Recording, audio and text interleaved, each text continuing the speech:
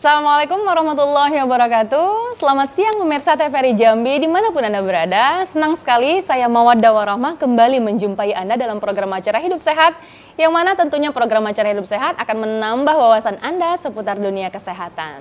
Baik pemirsa, telah hadir pada hari ini narasumber kita yang sangat luar biasa, yaitu Mbak Syafira Ainur Rahma, SC MC Psikolog. Selamat siang Mbak, Assalamualaikum. Bagaimana kabarnya hari ini nih? Alhamdulillah luar biasa baik. Baik ya, terima kasih telah hadir di TVRI Jambi pada hari ini. Tentunya dengan tema kita nih sesuai banget karena seorang psikolog telah hadir, yaitu tema kita tentang mengenal lebih dalam mengenai kecemasan. Nah, terlebih dahulu nih karena tampaknya kita baru pertama kali bertemu nih. Saya ingin tahu selayang pandang tentang Mbak Syafira dulu nih. Silakan, mungkin pemirsa ingin tahu Mbak Syafira apa aktivitasnya dan seperti apa pendidikannya. Dipersilakan Mbak. Baik. Sebelumnya perkenalkan, nama saya Syafira Ainur Rahma, saya berprofesi sebagai psikolog klinis saat ini. Begitu. Nah, kebetulan saya baru saja lulus dari Universitas Islam Indonesia Yogyakarta, dan sekarang saat ini saya tergabung dalam Ikatan Psikolog Klinis Wilayah Jambi. Gitu. Nah, untuk pekerjaan saya saat ini, saya sekarang sedang berfokus menjadi seorang asesor dan menjadi baru membuka praktik gitu ya Bu, di klinik dokter bersama di Buluran begitu. Wah, baru saja gitu. Baik, masih muda sekali tentunya ya Mbak, sudah menjadi seorang psikolog. Baik, tentang tema kita pada hari ini Mbak, dan juga bagi pemirsa, bagi Anda yang ingin bertanya seputar tema kita pada hari ini, silakan langsung saja menghubungi kami melalui line telepon di nomor 0811-7433-133. Apabila Anda ada pertanyaan seputar tema kita pada hari ini, silakan langsung saja hubungi kami di studio TVRI Jambi. Baik Mbak, tentang tema kita yaitu mengenal lebih dalam tentang kecemasan. Betul. Kita kan sudah tahu nih, setiap orang pasti punya kecemasan ya.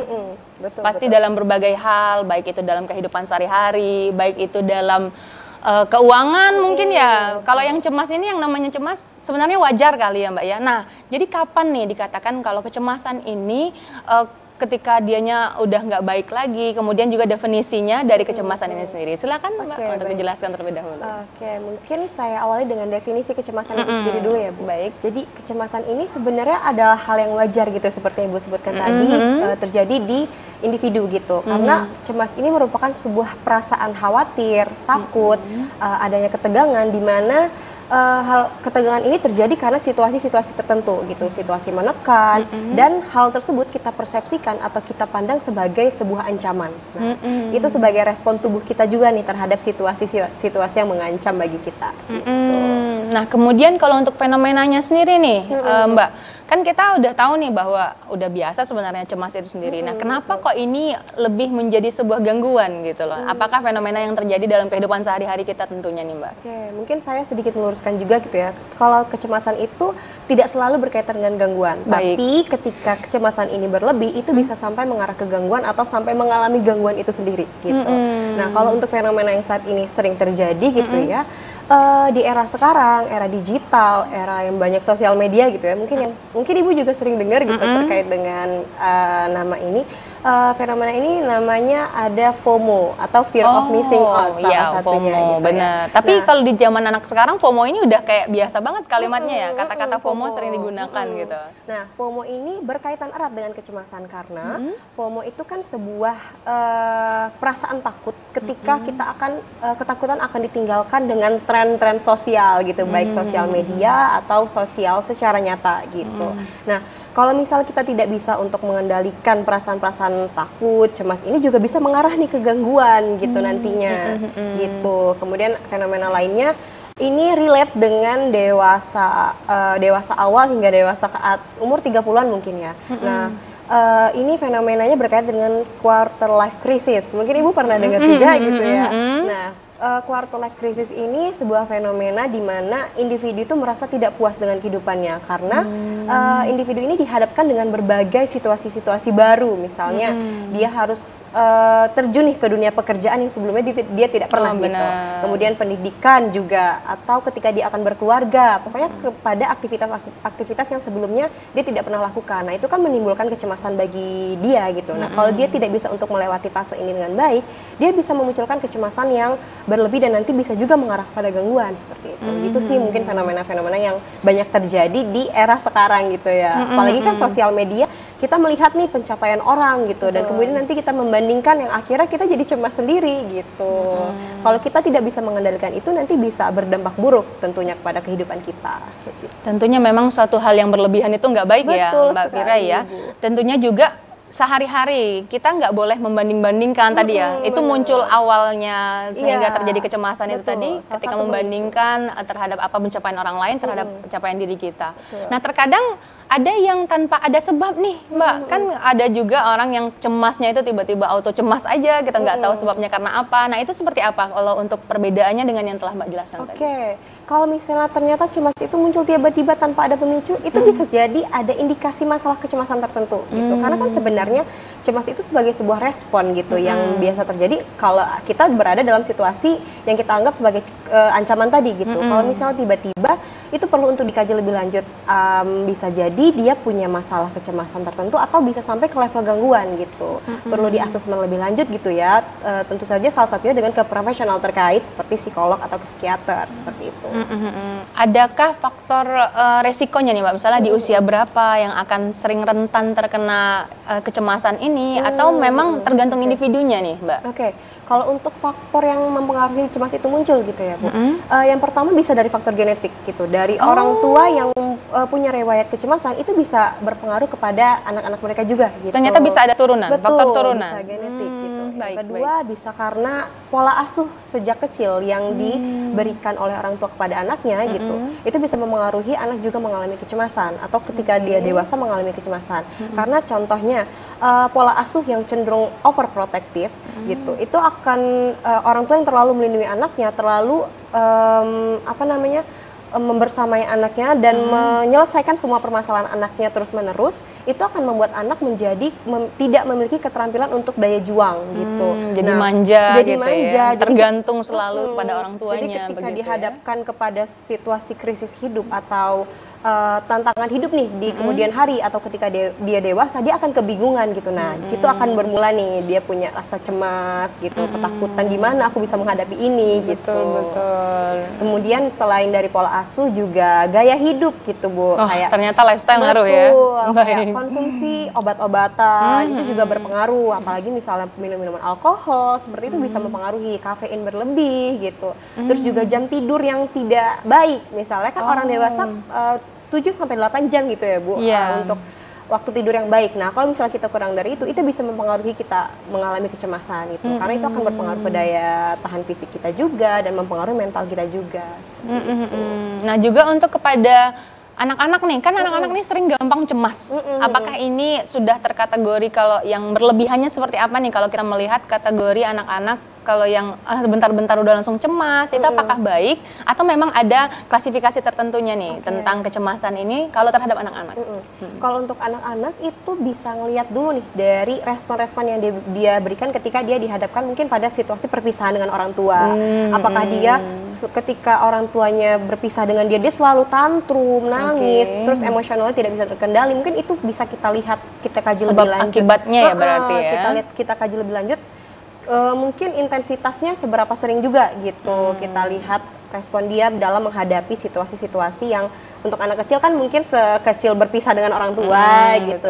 Kalau soalnya untuk gangguan kecemasan sendiri ada yang tipenya gangguan kecemasan perpisahan, terkait dengan perpisahan. Itu biasa juga terjadi pada anak-anak. Hal wajar masih ya kalau untuk hal seperti kalau itu? sampai ke gangguan itu tentu saja tidak wajar lagi. Maka kalau misalnya responnya sudah berlebihan, muncul kecemasan-kecemasan yang berlebihan, itu berarti perlu untuk dikaji dan mungkin bisa ke profesional terkait tadi gitu ya. Dikonsultasikan biar tidak melebar kemana-mana dan tidak bertahan hingga dia dewasa gitu. Karena biasanya kalau kecemasan terkait dengan perpisahan ini di banyak dari anak-anak itu dia ketika dia dewasa sudah hilang seperti itu. Berarti hanya pada saat usia tertentu gitu ya, merasa takut. Kita bagaimana respon orang tuanya juga penting ketika anak menghadapi kecemasan terkait dengan perpisahan. Iya, kalau orang tuanya juga baperan gitu nggak akan bisa misah ya sama anaknya ya. Dan kemudian lanjut nih, menarik sekali nih untuk pembahasan kalau untuk di anak-anak. Sekarang ke orang tua nih, bagi para orang tua yang udah lanjut usia itu kan lebih sensitif ya. Iya, betul sekali. Nah, mungkin tingkat kecemasannya lebih tinggi, atau bahkan hingga mungkin suatu barang yang sebelumnya di situ, kalau nggak di situ itu dia malahan tambah sensitif. Iya, Nah, betul. kalau dari sisi psikolog sendiri, apakah itu baik atau memang terkait karena usia tadi nih, Mbak? Boleh silakan dijelaskan. Karena kan melihat dari orang tua, mereka kan sudah banyak mengalami perpisahan gitu dengan orang-orang sekitar, dengan anak-anaknya. Seringkali orang tua itu berkaitan erat dengan fenomena kesepian gitu. Ketika orang tua mengalami kesepian, itu membuat mereka jadi banyak berpikir sendiri gitu, banyak ngobrol dengan diri sendiri. Nah, itu bisa memunculkan kecemasan juga gitu. Tidak banyak aktivitas yang bisa mereka lakukan. Jadi overthinking gitu ya. Kalau anak muda zaman sekarang nyebutnya overthinking. Overthinking, benar. Orang tua juga bisa overthinking. Apalagi ketika usia tua, itu kan seringkali sudah mendekati ke arah kematian begitu. Nah, itu kan membuat mereka juga punya kecemasan-kecemasan tertentu kalau dia akan meninggal misalnya, seperti itu. Jadi memang worry about gitu ya, ada ketakutan tersendiri. Betul. Nah, itu juga perlu dilihat terkait dengan intensitas keseringan kecemasannya itu muncul. Terus juga bagaimana respon dia ketika misalnya situasi-situasi menekan itu muncul, kita perlu lihat juga kayak gitu. Kalau misalnya cemas-cemas terkait misalnya ada stresor yang jelas gitu, dan setelah stresor itu lewat, itu orang tua tersebut sudah bisa beraktivitas lagi, itu mungkin masih normal, itu masih normal gitu. Tapi ketika misalnya sudah lewat nih hal-hal yang menekan itu, tapi dia masih merasa cemas terus-terusan, nah ini perlu dikaji, perlu dilihat nih, sepertinya ada yang salah nggak ya dengan gimana dia merespon keadaan gitu. Apalagi dengan terpaut usianya sudah tua, banyak fenomena-fenomena yang sudah dia lewati kayak gitu. Ada juga berpengaruh terhadap masa lalunya nggak nih, Mbak? Kan karena kalau cemas ini kan terkadang dia ingat akan sesuatu. Nah, kalau untuk hal seperti ini gimana?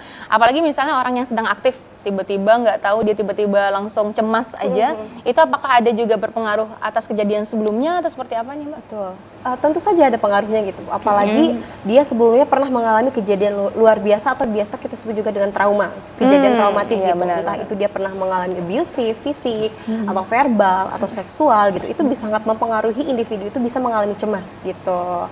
Karena tentu saja tekanan itu sangat amat besar gitu ya untuk hidup dia gitu, dan tidak semua orang itu pasti tidak ingin mengalami itu gitu, dan dia pasti tidak tahu bagaimana cara merespon hal tersebut. Nah, itu bisa sangat menjadi pencetus orang mengalami kecemasan juga gitu, peristiwa traumatis yang pernah dia lalui sebelumnya gitu. Begitu. Jadi di mana sih dan kapan kita bisa tahu bahwa kecemasan yang kita alami atau orang sekitar kita alami itu tuh sudah di batas, oh ini ternyata sudah harus dikonsultasikan, atau oh ini udah gangguan ini. Itu di mana batas ambangnya ketika kita tahu bahwa oh cemas ini udah nggak wajar nih. Nah, itu gimana nih menurut Mbak dari sisi psikolog sendiri? Kalau untuk batasan ya, kita bisa melihat dulu nih. Kan sebenarnya kecemasan ini adalah bagian dari hidup ya, dan dia bisa memberikan dampak positif dan dampak negatif. Nah, dampak positif yang bisa diberikan oleh kecemasan itu salah satunya kita jadi termotivasi nih untuk melakukan sesuatu gitu. Oh, ternyata ada positifnya. Betul. Kita bisa dengan kita cemas, kita tuh jadi prepare well gitu. Kita jadi prepare dari awal untuk melaksanakan suatu kegiatan. Misalnya kita kuliah, kita tahu nih akan ada tugas dan ada deadline dari dosen. Nah, dengan ada deadline itu kan kita jadi muncul nih kecemasan. Aduh, gimana nih kalau misalnya aku nggak selesai, nanti aku nilainya jelek gitu. Bener. Nah, jadi kita termotivasi untuk mengerjakan tugas, akhirnya selesai, nilai kita bagus gitu. Itu kan kecemasan positif ya. Kita jadi bisa termotivasi dan kita bisa melakukan pengembangan diri, refleksi diri juga gitu. Dengan kita cemas kan kita jadi melihat nih, mengevaluasi apa yang salah dengan diri kita gitu. Nah, kalau misalnya dampak negatif dari cemas, apalagi ketika kita tidak bisa mengendalikannya, kita tuh bisa muncul rasa tidak percaya diri karena kita terlalu banyak berpikir, ih bisa nggak ya, bisa nggak ya.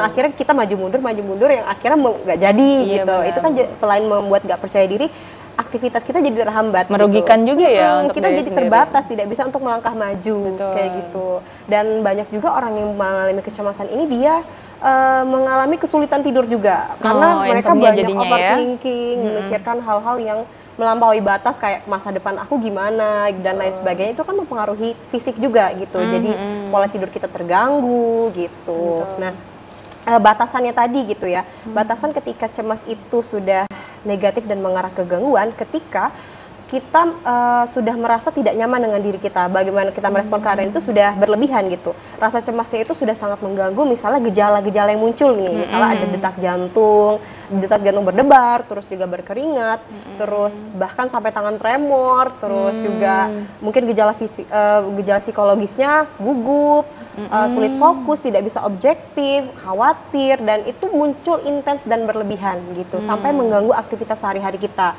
Kita jadi sulit untuk mau makan aja susah, mau beraktivitas jadi susah, terus juga pokoknya semua aktivitas kita tuh jadi terganggu gitu. Bahkan mungkin orang sekitar kita yang melihat respon kita terhadap situasi itu juga terganggu. Kenapa dia sampai berlebihan seperti itu?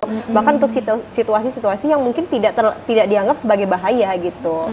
Sesimpel dia misalnya pergi bekerja atau pergi kuliah, mungkin itu dia khawatirkan dan muncul gejala cemas, itu perlu untuk dilihat lagi gitu. Nah, itu udah masuk ke dalam batasan di mana cemas itu perlu nih untuk dikaji, dan kalau bisa pergi ke profesional terkait nih untuk mengkonsultasikan kira-kira apa ya masalahku ini gitu.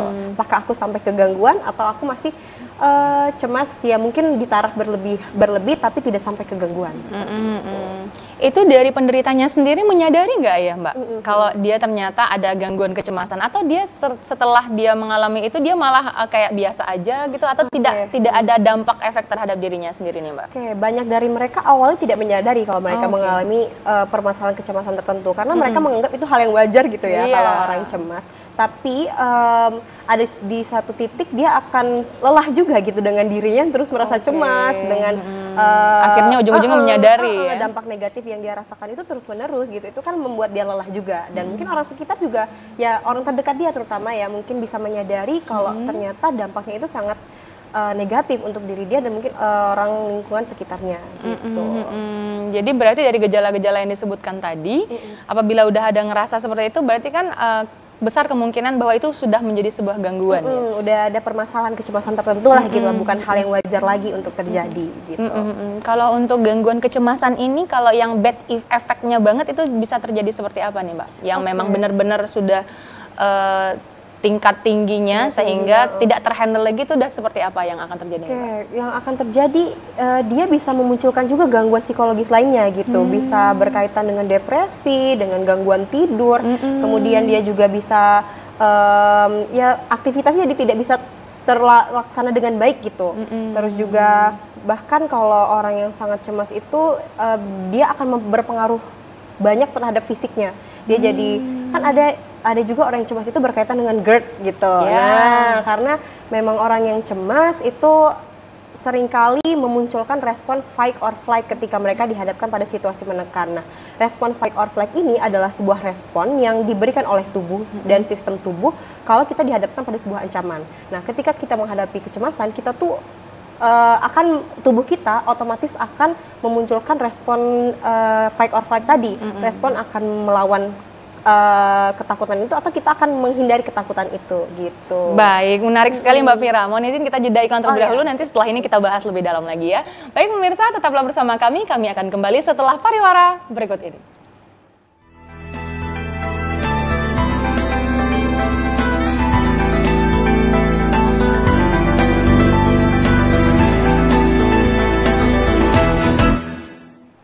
Terima kasih pemirsa, Anda tetap bersama kami dalam program Acara Hidup Sehat. Tentunya masih bersama narasumber kita yaitu Mbak Syafira, yang tadi sudah menjelaskan panjang lebar tentang seperti apa itu kecemasan ya. Dan juga bagi Anda pemirsa yang ingin bertanya seputar tema kita pada hari ini, silakan langsung menghubungi kami melalui line telepon nomor 0811-7433-133. Tentunya pertanyaan Anda akan langsung dijawab oleh ahlinya, yaitu narasumber kita Mbak Syafira yang merupakan seorang psikolog klinis. Baik Mbak Fira, kita sambung nih. Tadi terputus tentang masih menjelaskan tentang seperti apa kecemasan itu sendiri. Nah, yang ingin saya tahu selanjutnya nih Mbak, jenis-jenis dari gangguan kecemasan ini ada apa aja? Atau bahkan mungkin ada step-stepnya atau tingkat-tingkatannya seperti itu Mbak? Untuk gangguan kecemasan ini ya, gangguan kecemasan itu tidak berdiri sendiri sebagai gangguan kecemasan gitu. Ada klasifikasi, ada jenis-jenis dari gangguan kecemasan. Nah, yang pertama itu ada gangguan kecemasan menyeluruh atau bahasa psikologinya General Anxiety Disorder gitu, GAD. Nah, gangguan kecemasan menyeluruh ini merupakan sebuah gangguan di mana orang ini mengalami kecemasan berlebih berkaitan dengan hampir di segala situasi di hidupnya, bahkan di situasi-situasi yang sebenarnya itu tidak membahayakan. Sesederhana dia tuh memiliki ketakutan dengan medisnya dia, dengan kesehatannya dia gitu, dengan pekerjaannya dia, dengan interaksi sosialnya, dengan keluarganya gitu, yang seharusnya tidak perlu dia takutkan. Hanya overthinking saja begitu ya. Nah, tapi ketika dia di situasi-situasi itu, dia muncul gejala kecemasan baik fisik maupun psikologis tadi gitu, jantung berdebar, terus juga tremor dan ketakutan-ketakutan, kekhawatiran yang biasanya muncul dari gejala kecemasan itu muncul ketika pada orang dengan GAD atau gangguan kecemasan menyeluruh gitu, sampai dengan itu mengganggu aktivitas sehari-harinya gitu. Nah, kemudian ada gangguan kecemasan berkaitan dengan fobia spesifik gitu. Nah, fobia ini merupakan gangguan kecemasan di mana seseorang ini mengalami kecemasan berlebih pada situasi spesifik gitu. Beda dengan yang tadi ya, kalau yang tadi itu kan lebih menyeluruh hampir segala situasi gitu. Kalau ini dia fokus terspesifikkan pada situasi tertentu atau pada objek tertentu. Contoh fobia ya, pada ketinggian atau pada darah, misalnya pada ruang sempit pada gitu. Alergi atas hewan sesuatu kali ya. Contohnya nih, ketika orang mengalami gangguan fobia ini, misalnya pada darah gitu ya. Nah, sesederhana dia melihat gambar darah aja dia udah muncul nih gejala kecemasannya gitu, udah mulai nih berdebar-debar kencang, terus juga mulai nggak fokus, padahal sama sekali nggak ganggu gitu ya, kan atau dia nggak terkena sama sekali. Dari sudut pandang kita yang orang yang tidak mengalami itu, kita melihatnya ya biasa aja gitu, tapi di sudut pandang mereka itu suatu hal yang sangat menakutkan gitu, bahkan ekstrimnya mereka bisa sampai pingsan, sampai lari bersembunyi seperti itu. Nah, kemudian ada gangguan yang seringkali terjadi di masyarakat itu gangguan kecemasan sosial. Nah, atau biasa disebut dengan fobia sosial. Nah, fobia sosial ini sebenarnya masuk juga ke rumpun fobia gitu, cuman dia spesifik pada lingkungan sosial tertentu. Nah, orang yang memiliki fobia sosial ini dia memiliki kecemasan pada situasi spesifik tertentu di sosialnya. Yang paling khas adalah dia punya ketakutan ketika dia harus menjadi pusat perhatian gitu. Dia sangat menghindari hal tersebut karena ketika dia di situasi menjadi pusat perhatian, dia akan memunculkan gejala kecemasan tadi, gugup, takut, sampai ngeblank, dan dia nggak bisa sampai nge-freeze gitu, nggak bisa ngapa-ngapain. Memang separah itu gitu gejala-gejala kecemasan yang muncul pada gangguan kecemasan sosial gitu.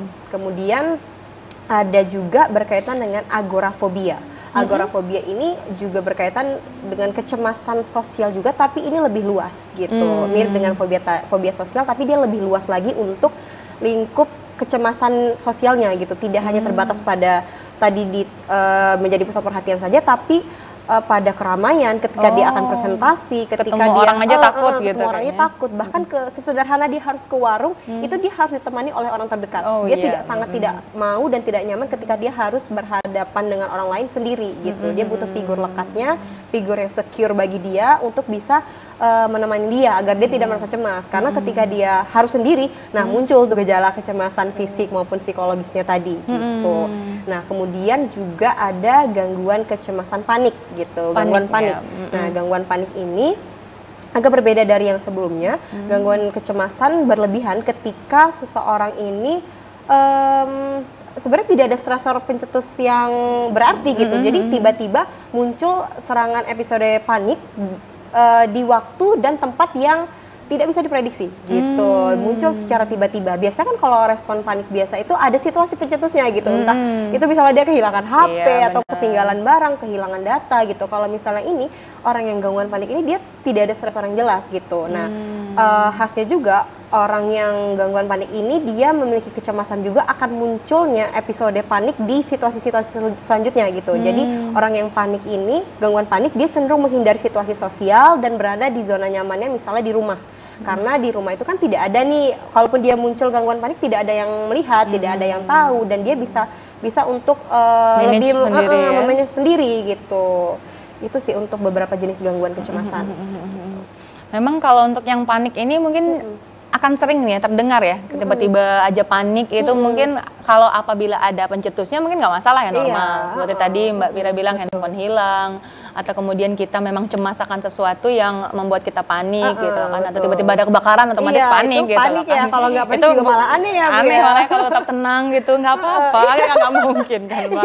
Nah, berarti di sini ada kadarnya ya dari kecemasan seseorang tersebut.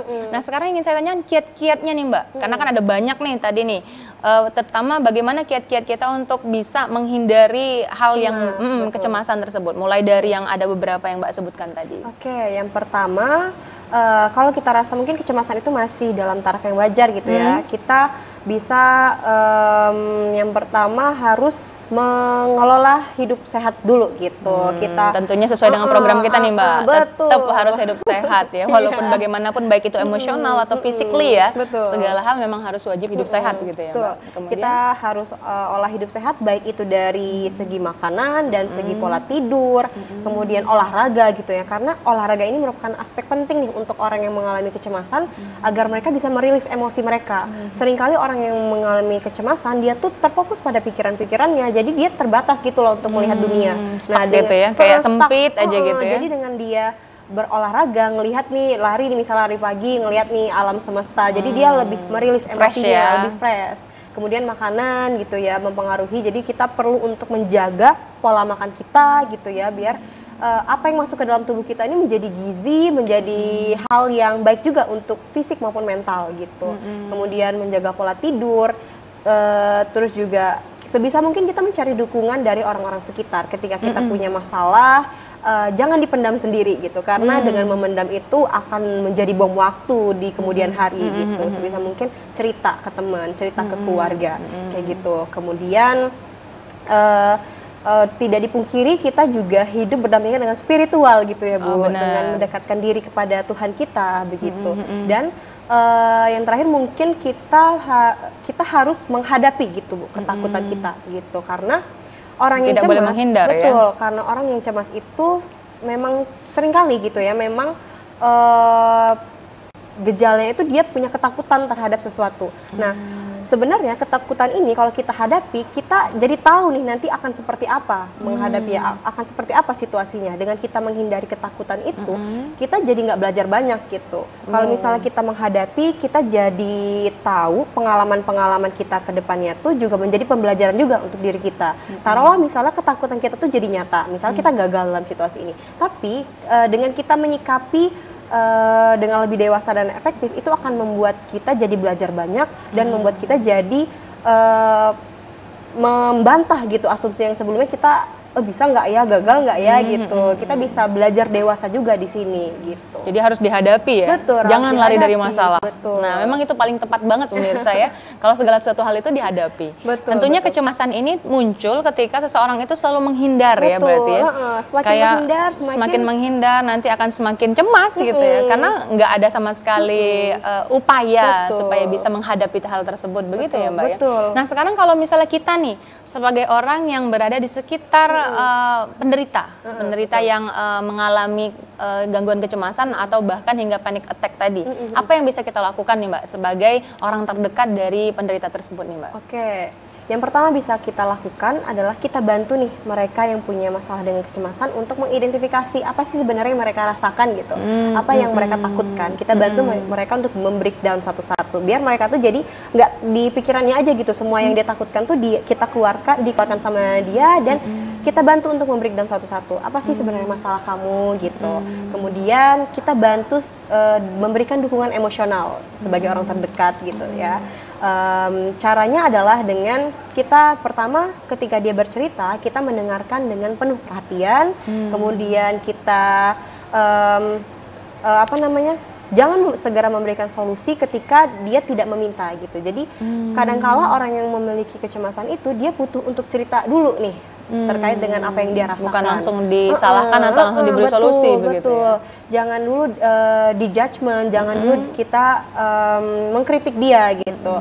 Dan sebisa mungkin hindari kalimat-kalimat yang terkesan meremehkan. Karena dari sudut pandang orang yang cemas, apa yang mereka rasakan itu sebenarnya real gitu, kayak ketidaknyamanan fisik dan psikologis yang dia rasakan itu benar-benar real gitu. Kan kalau kita orang biasa melihatnya, kenapa sih situasi gini aja kamu cemas gitu, tapi di sudut pandang mereka itu tuh mereka memang merasakan ketidaknyamanan itu, dan itu sebenarnya sudah membuat mereka tidak nyaman juga, apalagi mereka yang sudah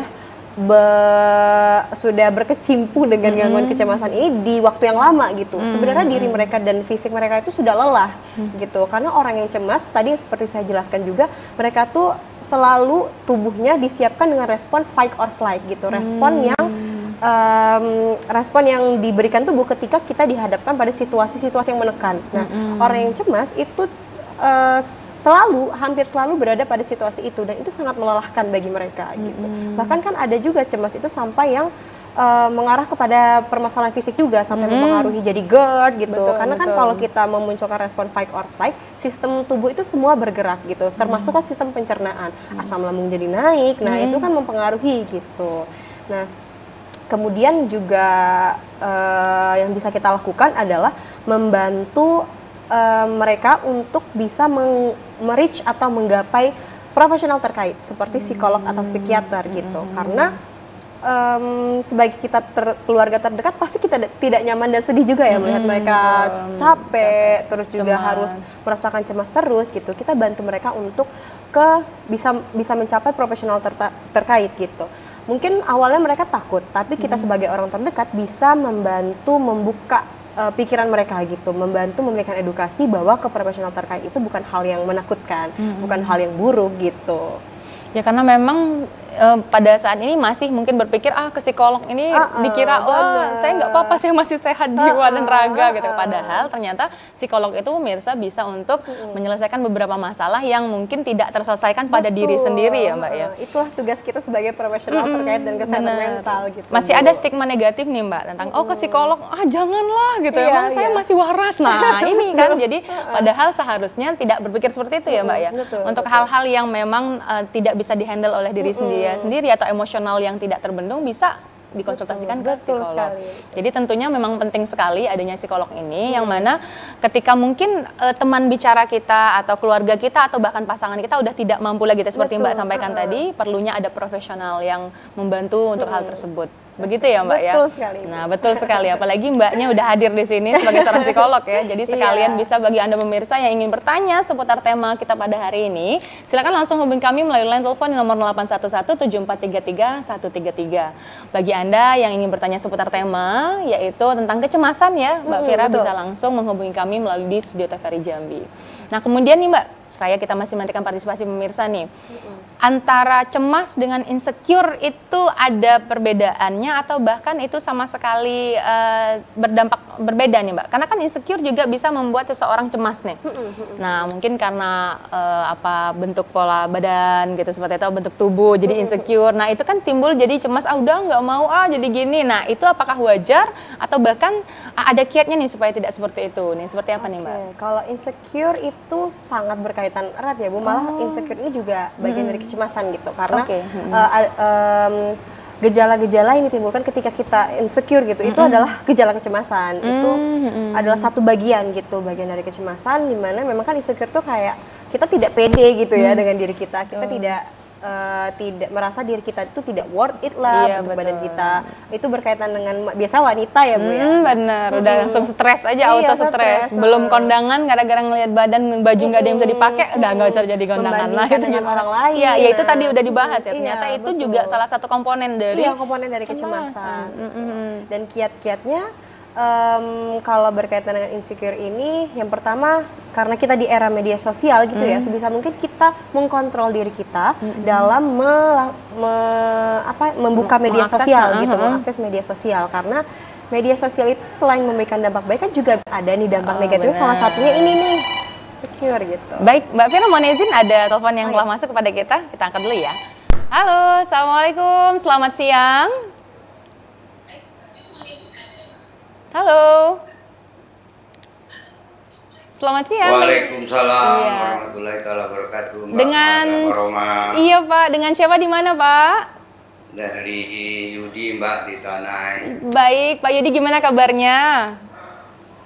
Baik ya. Dari Yudi Mbak di Tanai. Ya, baik Pak Yudi, silakan langsung saja pertanyaannya kepada Mbak Syafira. Alhamdulillah Mbak Marda. Ya. Rohmat. Sehat. Baik Pak, silakan langsung saja pertanyaannya Pak. Ya. Ya tadi saya cukup banyak ya mendengar apa yang sudah disampaikan dengan ahli psikolog kita Mbak yang cantik ini ya. Mbak Syafira ya Pak ya.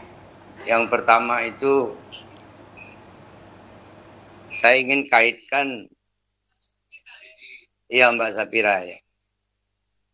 Ahli psikolog di Jambi ya. Jadi saya ingin kaitkan kecemasan itu hubungan dengan yang dibahas ini dengan misalnya saya itu ada naik di ketinggian ya.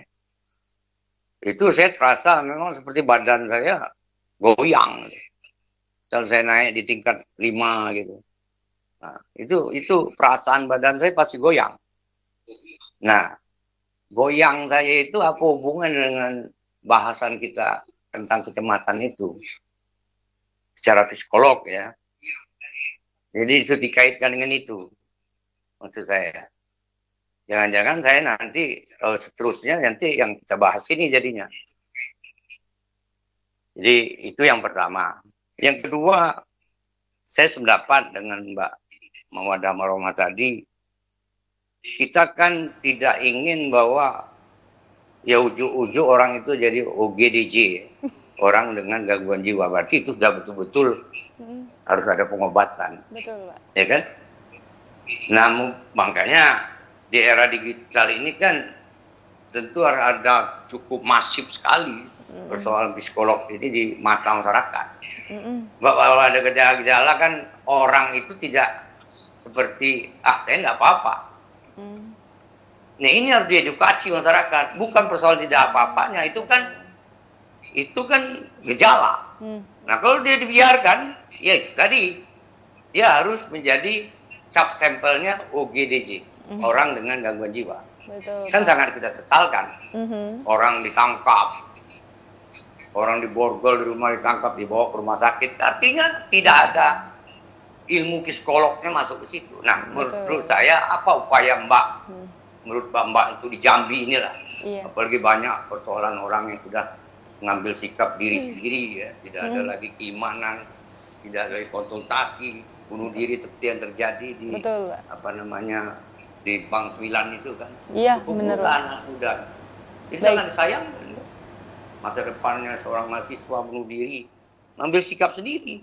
Nah, jadi Pak, maksud saya, iya, Pak, ya mohonlah dapat dijelaskan, diedukasi. Ini cukup awam masalah psikolog menurut saya bagi masyarakat. Itu tadi kata Mbak Oda, tidak masalah Pak. Sih saya tahu-tahu nanti dia OGDJ.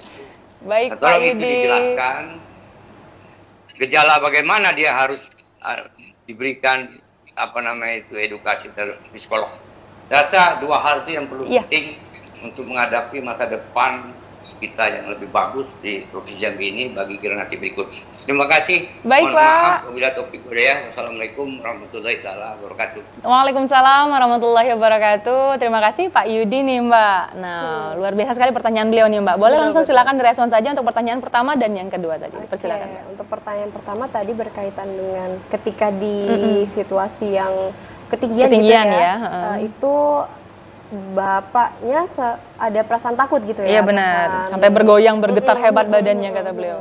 Nah, kalau berkaitan dengan itu adalah salah satu bentuk dari gejala cemas juga gitu. Adanya perasaan tidak nyaman, kemudian ada reaksi fisik tadi sampai bergetar gitu ya. Tapi untuk dibilang itu mengalami gangguan atau tidak, itu perlu untuk asesmen lebih lanjut begitu Ibu.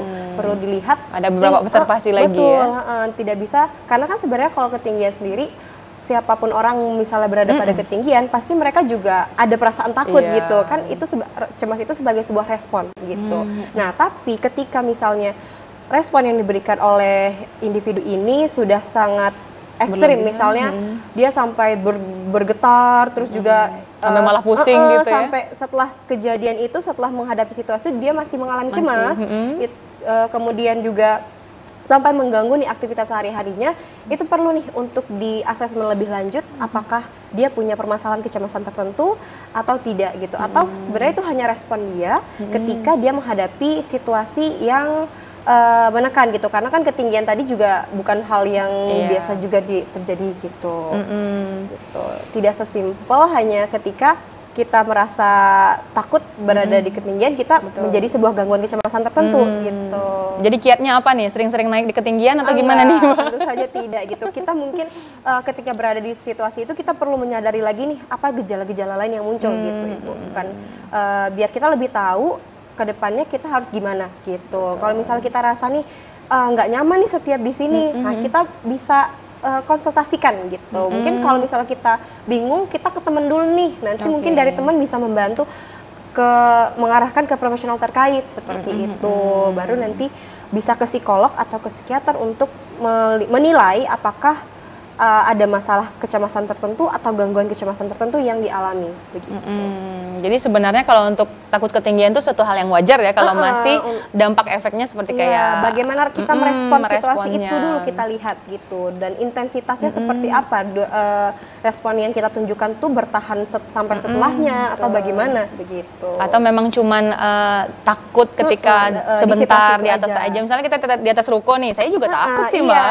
Ngeliat ke bawah mah nuyeng juga, cuman setelahnya kan tidak ada dampak ya. Nah jadi untuk Bapak Yudi kalau memang ternyata seperti itu berarti masih aman, atau mungkin bisa dikonsultasikan ya untuk observasi lebih lanjut. Kita bisa tahu aman atau tidak ketika kita mengkaji lebih dalam gitu, ketika kita mengkonsultasikan. Karena kan yang merasakan pada situasi itu dari Bapak begitu. Jadi Bapak yang tahu bagaimana respon-respon dari Bapak dan apakah itu sampai mengganggu keseharian dan apakah Bapak juga tidak nyaman gitu ketika di situasi itu fisiknya dan dari keadaan mental Bapak begitu. Betul sekali. Nah kemudian yang kedua nih Mbak, saya setuju juga dengan Bapak ini. Ada nggak kira-kira gimana sih dari psikolog sendiri mengedukasi masyarakat bahwa untuk konsultasi tentang hal-hal yang mungkin dianggap kecil ini padahal penting nih Mbak, atau memang udah ada dari persatuan psikolog klinis. Nah betul. Itu apakah ada memang kegiatan penyuluhan atau seperti apa, boleh dijelaskan? Oke, kalau untuk dari psikolog klinis sendiri tentu saja salah satunya dengan mengikuti acara ini gitu. Kita jadi rajin rutin nonton Hidup Sehat betul, penting. Kita jadi mengedukasi masyarakat, kurang lebih mereka jadi tahu gitu apa terkait dengan kecemasan, terkait dengan mana kiat-kiatnya begitu.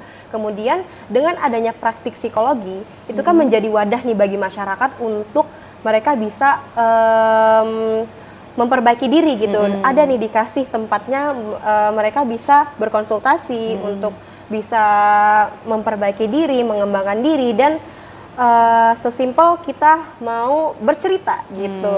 Ada praktek psikologi gitu. Banyak juga dari psikolog ini, ya bukan hanya saya gitu ya, psikolog-psikolog lain yang memiliki program penyuluhan gitu. Karena psikoedukasi ini juga sebagai concern juga dari psikologi untuk mengedukasi masyarakat terkait dengan kesehatan mental ini gitu. Baik, menarik sekali Mbak Fira. Mohon izin kita jeda iklan terlebih dahulu ya, nanti akan kita bahas lebih dalam lagi. Baik pemirsa, tetaplah bersama kami akan kembali setelah pariwara berikut ini.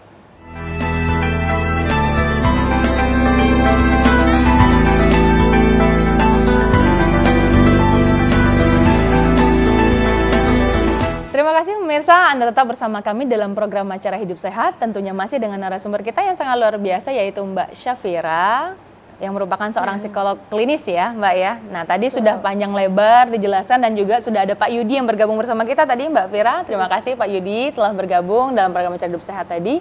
Kemudian masih melanjutkan tentang pembahasan tadi nih Mbak. Nah, kan tadi Bapak Yudi sudah ada mencontohkan yang pengalaman beliau yang mana takut ketinggian. Nah, kalau untuk dari sisi psikolog sendiri, Mbak, ada nggak sih kira-kira contoh studi kasus yang memang seseorang mengalami gangguan kecemasan hingga sembuh atau hingga mungkin memperburuk situasi kondisinya nih Mbak? Bisa dijelaskan mungkin seperti apa treatmentnya, seperti apa perlakuan yang diberikan kepada penderita tersebut Mbak? Dipersilakan. Kalau untuk mungkin saya bahas terkait dengan sembuh atau tidak cemas tadi gitu ya Bu. Nah kalau untuk kesembuhan cemas sendiri, fokus kita bukan pada menghilangkan cemas atau menyembuhkan cemas secara keseluruhan, karena sejatinya cemas itu adalah bagian dari hidup gitu. Kalau kita tidak punya perasaan cemas, kita juga tidak bisa nih mendapatkan dampak positifnya. Kayak kita jadi nggak termotivasi, kita jadi nggak mau mempersiapkan diri terlebih dahulu ketika akan melakukan sesuatu gitu. Jadi fokus kita adalah menormalkan atau mengatur kadar kecemasan itu sesuai porsinya gitu. Karena biar kita bisa merespon situasi itu dengan lebih positif juga, tidak melulu mengingat terkait dengan ketakutan dan kekhawatiran tadi gitu. Mungkin dalam saya berpraktik gitu ya sebagai psikolog, saya pernah mendapatkan individu dengan gangguan kecemasan yang jenisnya agorafobia. Gitu. Apa itu agorafobia? Agorafobia tadi yang seperti saya jelaskan, dia punya kecemasan berlebih pada situasi sosial tadi, jadi tidak hanya satu gitu, ada banyak situasi sosial di keramaian, kemudian di ketika dia akan maju ke depan, tidak percaya diri tadi ya, bahkan di kelas dia mau belajar gitu, dia takut gitu karena banyak banget orang di situ. Ketika dia akan melewati keramaian itu, dia malah memilih untuk kabur karena dia takut sekali memunculkan gejala cemas ketika di situasi itu. Bahkan ketika dia harus ke warung, dia harus ditemani oleh ibunya gitu. Itu bisa disebut dengan introvert itu ya, atau memang lebih parah lagi dari introvert? Kalau introvert kan itu kecenderungan kepribadian gitu, tapi orang yang introvert itu bukan mengalami suatu gangguan gitu. Kalau ini kan berkaitan dengan kecemasan karena hal tertentu karena begitu sosial ya? gitu. Nah, jadi dia ini adalah seorang remaja gitu, udah mau lulus gitu, tapi dia sebelumnya pernah mengalami trauma di masa lalu yang itu membuat dia jadi takut akan situasi sosial. Dia pernah dibully gitu. Nah, itu kan salah satu peristiwa traumatis gitu ya, yang mencetuskan dia punya kecemasan tertentu. Jadi itu salah satu, tapi ada juga aspek-aspek lainnya. Nah, kemudian dia datang ke tempat saya dan pada awalnya pun dia datang itu ditemani oleh ibunya karena dia takut gitu. Tapi dalam diri dia punya niat untuk mau nih, aku pengen berubah, nggak mau kayak gini terus, karena kan dia akan kuliah, dia akan mau nggak mau dia harus bersosialisasi gitu. Jadi dari dirinya sudah ada keinginan. Nah, kemudian datanglah dengan ibunya awalnya ngobrol dan kemudian akhirnya saya bantu nih pendekatan ke anaknya juga. Akhirnya anak mau melakukan pendekatan. Nah, dapatlah akar masalahnya tadi dari bullying nih yang benar-benar dia dapatkan terus-menerus bertahun-tahun, yang akhirnya nih jadi pencetus dia punya kecemasan. Jadi dia nggak punya keterampilan sosial yang baik karena kan dia dijauhin, dia dibully gitu. Nah, kemudian saya bantu dengan treatmentnya.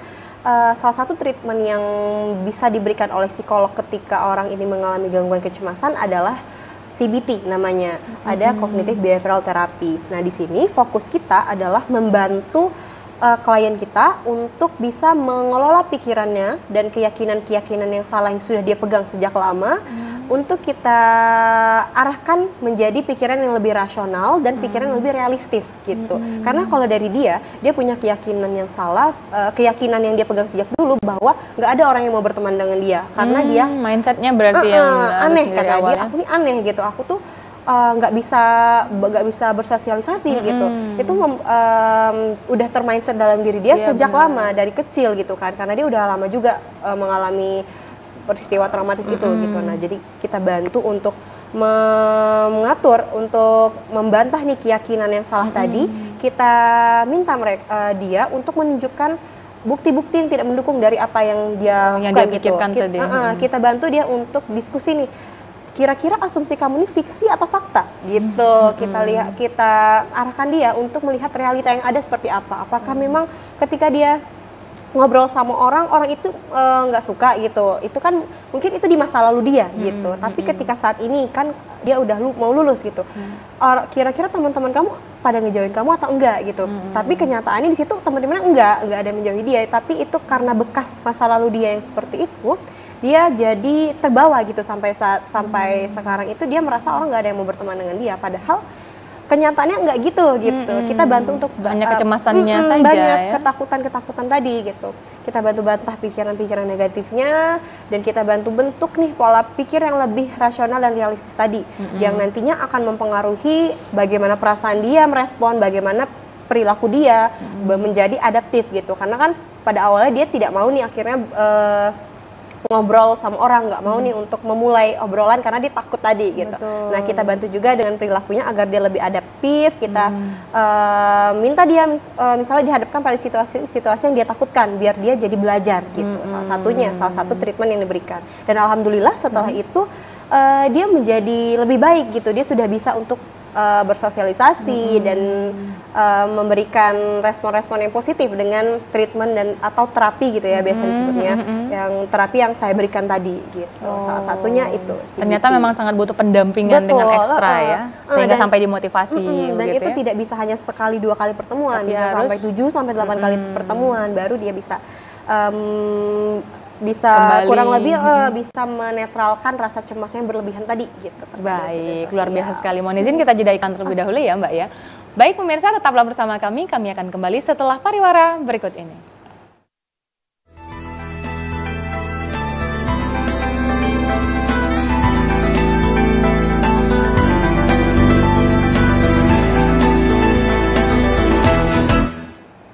Terima kasih pemirsa, Anda tetap bersama kami dalam program Acara Hidup Sehat, tentunya masih dengan narasumber kita yaitu Mbak Syafira.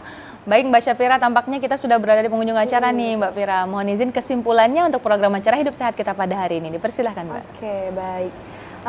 Berkaitan dengan kecemasan ini ya, kita sudah banyak membahas secara mendalam berkaitan dengan kecemasan, mulai dari kecemasan itu sendiri yang merupakan perasaan khawatir, ketegangan, ketakutan yang berkaitan dengan keadaan-keadaan yang tidak pasti gitu, keadaan yang kita persepsikan sebagai sebuah ancaman. Dan kecemasan tadi ada dampak positif dan negatifnya, di mana dampak positifnya bisa membuat kita termotivasi untuk melakukan sesuatu, membuat kita lebih prepare gitu, juga bisa untuk merefleksikan diri kita untuk pengembangan diri gitu. Kemudian untuk dampak negatif kecemasan juga ada nih, mulai dari memunculkan perasaan tidak percaya diri, permasalahan tidur, kemudian jadi membatasi kita dalam aktivitas sehari-hari gitu.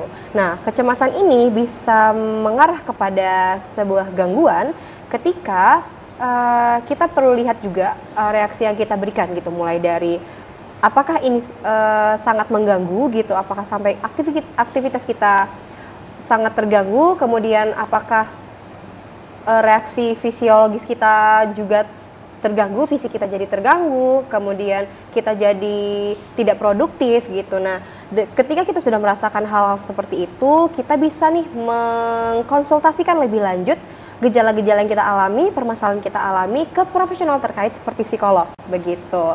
Nah, kemudian cara yang dapat kita lakukan dalam mengatasi kecemasan gitu ya secara umum, yang pertama dengan hidup sehat, mulai dari makanan kita, dari pola tidur kita, olahraga begitu. Kemudian juga dari segi ketakutan kita, hadapi ketakutan itu gitu. Mencoba dulu walaupun tidak langsung banyak. Sekecil kita takut akan misalnya nanti akan ngapain gitu, presentasi aku akan ngapain. Nah, kita belajar dulu biar kita bisa menghadapi presentasi dengan baik gitu, prepare well.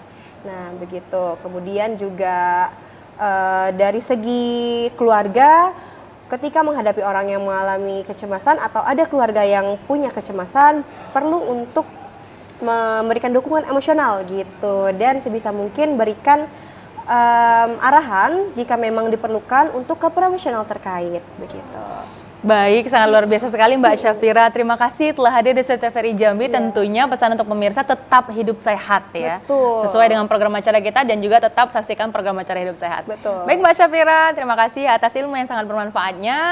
Demikian program acara Hidup Sehat pada hari ini pemirsa. Saya Maudah Warahmah beserta seluruh kru yang petugas pamit dari hadapan Anda. Assalamualaikum warahmatullahi wabarakatuh.